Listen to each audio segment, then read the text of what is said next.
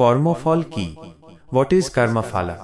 কর্ম কার্মা শব্দের অর্থ হল কাজ বা ক্রিয়া, আর ফল ফালা শব্দের অর্থ হল ফলাফল, পরিণতি বা ফলশ্রুতি। তাই কর্মফল বলতে বোঝায় কোনো ব্যক্তির করা প্রতিটি কর্ম, শারীরিক, বাচনিক বা মানসিক, যা ভবিষ্যতে তার জন্য একটি নির্দিষ্ট ফলাফল বা ভোগ বয়ে আনে। কর্মফল শুধুমাত্র তাৎক্ষণিক বা দৃশ্যমান ফল নয়, যেমন পরিশ্রম করলে অর্থ উপার্জন, বরং এর একটি অদৃষ্ট ফলও থাকে যা আমাদের ইন্দ্রিয় বা সাধারণ বুদ্ধির অগম্য।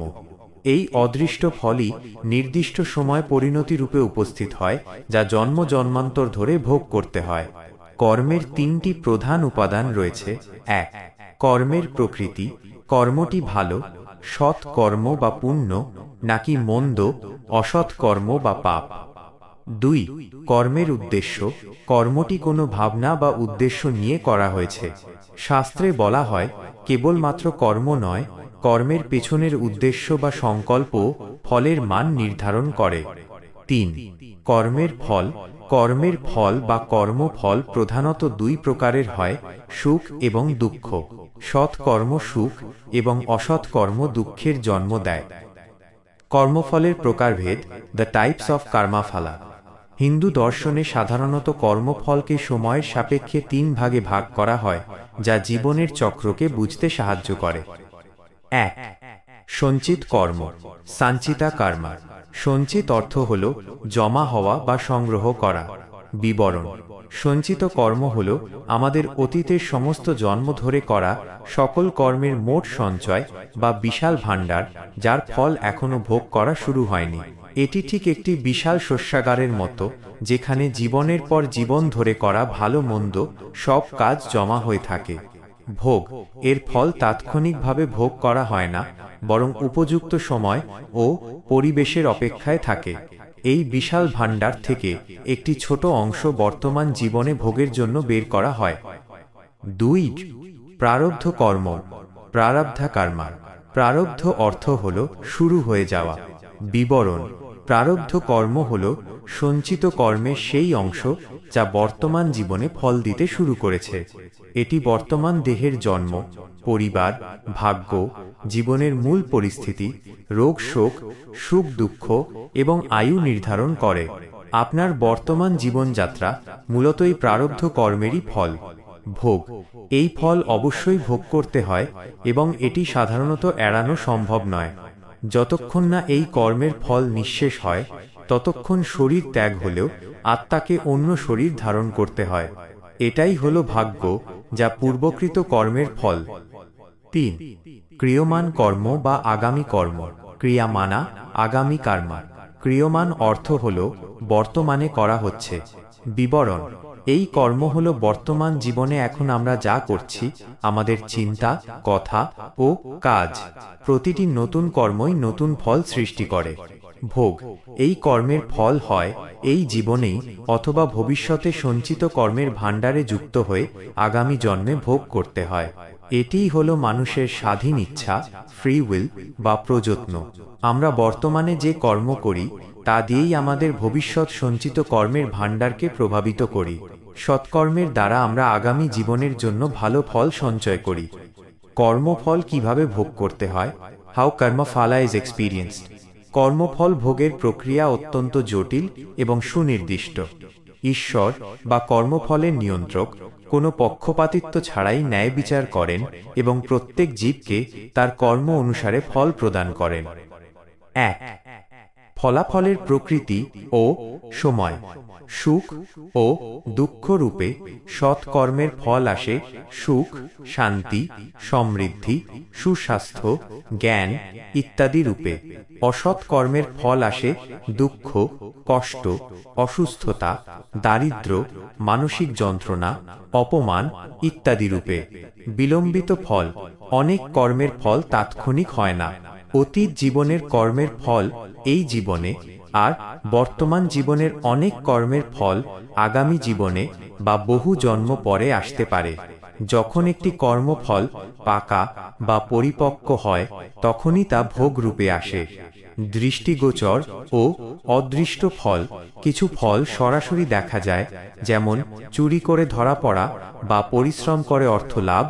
আবার কিছু ফল অদৃষ্ট থাকে, যেমন মানসিক শান্তি বা হঠাৎ পাওয়া দুর্ভাগ্য। 2. জন্মের মাধ্যমে ভোগ। পুনর্জন্মের চক্র, কর্মফলই জন্মান্তরের কারণ। আত্মা তার প্রারব্ধ কর্ম নিঃশেষ না হওয়া পর্যন্ত জন্ম, মৃত্যু এবং পুনর্জন্মের চক্রে ঘুরতে থাকে। প্রারব্ধ কর্মের প্রকৃতিই ঠিক করে যে আত্মা কেমন শরীর, পরিবার এবং পরিস্থিতি পাবে। যোগ এবং বিয়োগ। কর্মফল শুধুমাত্র আপনার জীবনের ব্যক্তিগত অভিজ্ঞতা নয়, বরং এটি অন্যদের সাথে আপনার সম্পর্ককেও প্রভাবিত করে। যাকে আমরা ঋণ বন্ধন বলি, তা হল পূর্বজন্মের কর্মের ফলস্বরূপ কিছু আত্মা একসাথে হয়, যেমন পরিবার, বন্ধু বা শত্রু রূপে, তাদের কর্মের হিসেব মেটানোর জন্য। 3. মুক্তির পথ, কর্মবন্ধন থেকে মুক্তি।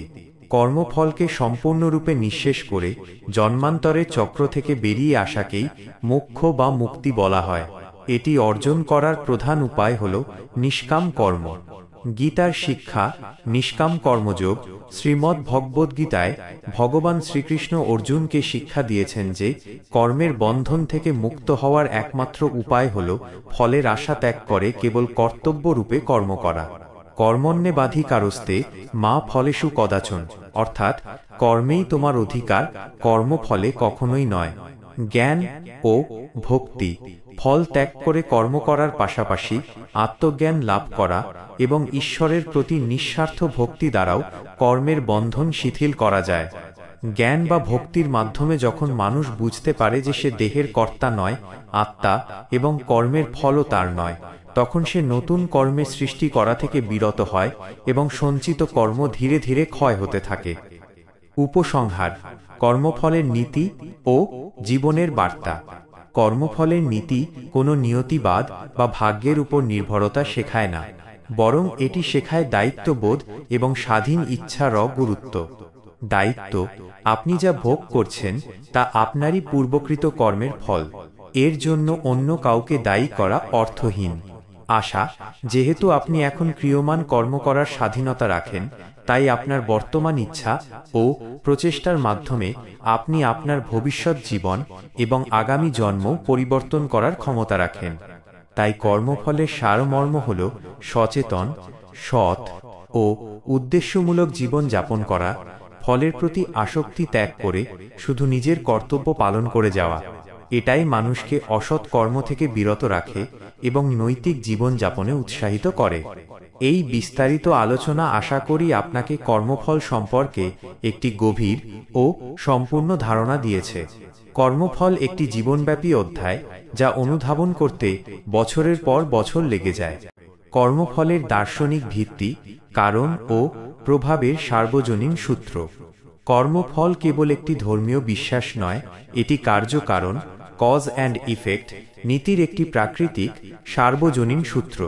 প্রকৃতির যেমন মহাকর্ষ বা মাধ্যাকর্ষণ নীতি রয়েছে, তেমনি আধ্যাত্মিক জগতের জন্য কর্মের নৈতিক মাধ্যাকর্ষণ নীতি হল কর্মফল। 1. কর্মের 3 স্তর: শরীর, বাক্য ও মন। কর্মফল শুধুমাত্র আমাদের বাহ্যিক কাজ বা শারীরিক কর্ম এর উপর নির্ভর করে না, বরং এর সূক্ষ্ম 2টি স্তর রয়েছে। বাচনিক কর্ম, ভার্বাল কার্মা, আমরা যা বলি তারও ফল হয়। মিথ্যা, কঠোর কথা বা পরনিন্দা, এগুলো সব নেতিবাচক কর্মফল সৃষ্টি করে। মানসিক কর্ম, মেন্টাল কার্মা, আমাদের চিন্তা বা সংকল্প হল কর্মের বীজ। একটি খারাপ কাজ করার সংকল্প নিলেই সূক্ষ্ম কর্মফল তৈরি হতে শুরু করে, যদিও তা বাস্তবে ঘটেনি। মনই হল কর্মের মূল চালক। ঋষিরা তাই মনের শুদ্ধতার উপর সবচেয়ে বেশি জোর দিয়েছেন, কারণ মন শুদ্ধ হলে কর্মও শুদ্ধ হবে। 2. অদৃষ্টের ভূমিকা ও ঈশ্বরের ন্যায় বিচার। কর্মফল ভোগের ক্ষেত্রে প্রায়শই প্রশ্ন আসে যে কে এই ফল প্রদান করে। অদৃষ্ট, আনসিন পাওয়ার, কর্ম স্বয়ং অচেতন। তাই কর্মের ফলদাতা হিসেবে এক সচেতন শক্তির প্রয়োজন। বিভিন্ন দর্শন অনুসারে এই শক্তিকে ঈশ্বর, পরমাত্মা বা প্রকৃতি বলা হয়। ঈশ্বরের কাজ এখানে বিচারকের মতো যিনি কোনো পক্ষপাতিত্ব ছাড়াই প্রতিটি জীবের অতীত কর্মের সম্পূর্ণ জ্ঞান অনুযায়ী উপযুক্ত ফল বরাদ্দ করেন। তিনি কেবল কর্মফলের পরিবেশক, কর্মা ফালা ডেটা, স্রষ্টা নন। কর্মবাসনা, বাসানাস সংস্কারাস, প্রত্যেক কর্ম করার পর মনের গভীরে তার একটি ছাপ বা সংস্কার রেখে যায়। এই সংস্কারগুলোই হল কর্মের ফল ভোগের মানসিক প্রবণতা। এই সংস্কারগুলোই পরবর্তী জন্মে আমাদের আগ্রহ, ভয় বা স্বভাব নির্ধারণ করে এবং আমাদের আবার একই ধরনের কর্ম করতে উৎসাহিত করে, যার ফলে চক্রটি চলতে থাকে। কর্মফল ভোগের গূঢ় প্রক্রিয়া। কর্মের ফল কখন, কিভাবে এবং কেন আসে তা বোঝার জন্য নিম্নলিখিত বিষয়গুলি জানা জরুরি। 1. কর্মের পরিপক্কতা, রাইপেনিং অফ কার্মা। সব কর্মের ফল সঙ্গে সঙ্গে আসে না। একটি ফল পরিপক্ক হতে যেমন সময় লাগে, তেমনি কর্মফলকেও ফল দিতে প্রস্তুত হতে হয়। এই প্রক্রিয়াটি নির্ভর করে কর্মের গুরুত্ব। মারাত্মক পাপ বা পুণ্যের ফল সাধারণত দ্রুত আসে। অন্যান্য কর্মের চাপ। আপনার সঞ্চিত কর্মের ভাণ্ডারে যদি প্রচুর পরিমাণে ভালো বা খারাপ কর্ম থাকে, তবে দুর্বল কর্মের ফল চাপা পড়ে যেতে পারে এবং ফল দিতে বিলম্ব হতে পারে। 2. জীবনের বৈচিত্র্য ব্যাখ্যায় কর্মফল। জীবনের আপাত দৃষ্টিতে অমীমাংসিত বৈষম্যগুলো কর্মফলের দ্বারাই ব্যাখ্যা করা হয়। কেউ কেন জন্ম থেকেই ধনী বা দরিদ্র, এটি প্রারব্ধ কর্মের ফল। পূর্বজন্মে সৎকর্ম ও দান ধ্যান করার ফলস্বরূপ কেউ ধনী পরিবারে জন্ম নেয়। কেউ কেন জন্ম থেকেই রোগ বা সুস্বাস্থ্য নিয়ে আসে, এটিও পূর্বকৃত কর্মের ফল। শরীরের প্রতি যত্ন নেওয়া বা না নেওয়া বা অন্যের ক্ষতি করার মতো কর্ম এই ফল নির্ধারণ করে। বুদ্ধি ও মেধা, পূর্বজন্মে জ্ঞান অর্জন ও সৎসঙ্গ করার ফলস্বরূপ কেউ তীক্ষ্ণ বুদ্ধি নিয়ে জন্মায়। 3. কর্মফল ভোগ ও ঋণ মুক্তি। কর্মফল ভোগ করা আসলে এক ধরনের ঋণ পরিশোধ, ঋণা বান্ধা। কর্মের মাধ্যমে আমরা প্রকৃতির কাছে বা অন্য জীবের কাছে ঋণী হই। কর্মফল ভোগের মধ্য দিয়েই সেই ঋণ পরিশোধ হয়। যখন আপনি দুঃখ ভোগ করেন, তখন আপনি অতীতের পাপের ফলস্বরূপ ঋণ পরিশোধ করছেন। যখন আপনি সুখ ভোগ করেন, তখন আপনি অতীতের পুণ্যের ফলস্বরূপ প্রাপ্তি গ্রহণ করছেন। এই ভোগ সম্পন্ন হলেই সেই নির্দিষ্ট কর্মের বন্ধন থেকে আত্মা মুক্ত হয়। কর্মবন্ধন থেকে মুক্তির পথ, মোক্ষ বা নির্বাণ। কর্মফলের এই অনন্ত চক্র, সংসার চক্র থেকে বেরিয়ে আসাই হল মোক্ষ। এর জন্য কেবল ভালো কাজ করাই যথেষ্ট নয়, প্রয়োজন কর্মের মূল কারণ আসক্তিকে দূর করা। 1. নিষ্কাম কর্মযোগের পথ, পাথ অফ সেলফলেস অ্যাকশন। মুক্তি অর্জনের মূল উপায় হল নিষ্কাম কর্মযোগ, যা শ্রীমদ্ ভগবদ্গীতার মূল শিক্ষা। ফলের আশা ত্যাগ, কাজ করুন কিন্তু ফলের প্রত্যাশা করবেন না, কারণ ফলের আকাঙ্ক্ষা থেকেই নতুন কর্মের বীজ রোপণ হয়, আগামী কর্ম। যখন আপনি ফলের প্রতি উদাসীন হয়ে কেবল কর্তব্য হিসেবে কর্ম করেন, তখন সেই কর্মের দ্বারা নতুন কোনো বন্ধন তৈরি হয় না। ঈশ্বরকে উৎসর্গ, আপনার সমস্ত কর্ম এবং তার ফল ঈশ্বরকে উৎসর্গ করুন। আপনি যখন নিজেকে বা আপনার কর্মকে কর্তা না মনে করে নিজেকে ঈশ্বরের যন্ত্র হিসেবে দেখেন, তখন আপনার অহংকার দূর হয় এবং কর্মফল আপনাকে স্পর্শ করে না। 2. জ্ঞানযোগ ও ভক্তিযোগের ভূমিকা। নিষ্কাম কর্মের পাশাপাশি জ্ঞান ও ভক্তি কর্মবন্ধন কাটানোর জন্য অপরিহার্য। Jnanayoga, path of knowledge. সঠিক জ্ঞান হল আমি এই দেহ বা মনের কর্তা নই, আমি এক শুদ্ধ আত্মা বা ব্রহ্ম। এই আত্মজ্ঞানের আলোয় অতীত ও বর্তমানের সকল কর্মের বন্ধন পুড়ে ছাই হয়ে যায়। একেই বলে কর্মদহন। ভক্তিযোগ, পাথ অফ ডিভোশন। নিরন্তর প্রেম ও ভক্তির মাধ্যমে ঈশ্বরের কাছে সম্পূর্ণভাবে আত্মসমর্পণ করলে ঈশ্বর নিজেই ভক্তের কর্মের ভার গ্রহণ করেন এবং তাকে কর্মফলের বন্ধন থেকে মুক্তি দেন। 3. কর্মের বিনাশ। যখন একজন ব্যক্তি সম্পূর্ণভাবে নিষ্কাম কর্মে স্থিত হন এবং আত্মজ্ঞান লাভ করেন, তখন তার 3টি কর্মের অবস্থার পরিবর্তন ঘটে। সঞ্চিত কর্ম, এটি জ্ঞানের আগুনে পুড়ে নষ্ট হয়ে যায়। ক্রিয়মান কর্ম, আগামী। ফলের আশা না থাকায় নতুন কোনো কর্মের সৃষ্টি হয় না। প্রারব্ধ কর্ম, এই ফল শুধুমাত্র ভোগ করেই শেষ করতে হয়। যতক্ষণ প্রারব্ধ কর্মের ভোগ বাকি থাকে ততক্ষণ শরীর ধারণ করতে হয়। প্রারব্ধ কর্ম শেষ হলে জীব মোক্ষ লাভ করে। কর্মফল হল মহাবিশ্বের এক নিখুঁত হিসাব ব্যবস্থা। এটি আমাদের শেখায় যে জীবনের প্রতিটি মুহূর্তে আমরা যে চিন্তা, কথা বা কাজ করি তার ফলস্বরূপ আমরাই আমাদের ভাগ্য রচনা করি। আমাদের হাতে কেবল একটি ক্ষমতা আছে, তা হল বর্তমান মুহূর্তে সর্বোচ্চ সৎ কর্মটি করার সিদ্ধান্ত। হরে কৃষ্ণ। প্রিয় ভক্তবৃন্দ, আপনারা দেখছেন ভক্তিলিঙ্ক চ্যানেল।